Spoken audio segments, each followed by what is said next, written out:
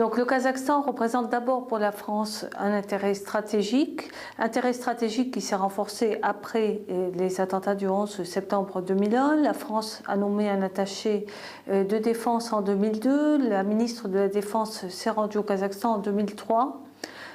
Et puis, en marge des sommets de l'OTAN, en fait, les présidents français et kazakhs se sont régulièrement rencontrés pour discuter de la situation stratégique et de sécurité en Asie centrale. Second intérêt, il est commercial, bien évidemment, puisque le Kazakhstan est un grand pays producteur d'hydrocarbures et qu'il dispose d'énormes réserves. Et enfin, qu'il apparaît comme une des alternatives possibles à la Russie pour approvisionner les marchés européens. Sur ce plan-là, sur le plan commercial, donc la France est très en retard par rapport à ses partenaires européens. On voit notamment des pays comme l'Italie ou dans une moindre mesure comme le Royaume-Uni qui sont déjà très présents au Kazakhstan.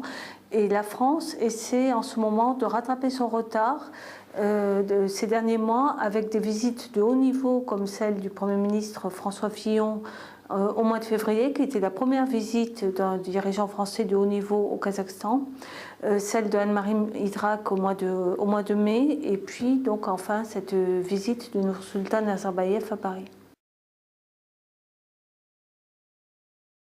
L'Union européenne a décidé l'année dernière, en 2007, donc sous présidence allemande, de promouvoir une stratégie pour un nouveau partenariat avec l'Asie centrale. C'est en fait la première fois depuis la fin de l'URSS que l'Asie centrale se retrouve en tête de l'agenda de politique étrangère européen. Et dans cette stratégie a plusieurs objectifs: renforcer la stabilité de la région, accroître sa prospérité et surtout développer les relations au niveau énergétique. Le Kazakhstan, dans le cadre de cette stratégie, a un rôle tout à fait fondamental puisque l'Union européenne le considère en fait comme la grande puissance de la région. Et c'est donc d'abord avec le Kazakhstan qu'elle a engagé un dialogue au plus haut niveau, même si avec l'Asie centrale, l'Union européenne agit beaucoup au plan régional.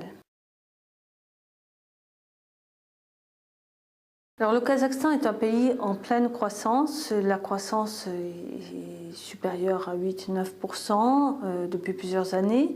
Le Kazakhstan est également un des premiers pays de l'ex-URSS à avoir retrouvé son niveau de production d'avant 1991. Donc il a des performances économiques tout à fait exceptionnelles. Performances économiques qui sont servies par une politique économique plutôt libérale. Ces performances se sont traduites certainement par une amélioration du niveau de vie, même s'il reste encore énormément de progrès à faire sur le plan économique et social, notamment pour réduire les inégalités au sein de la population kazakhe.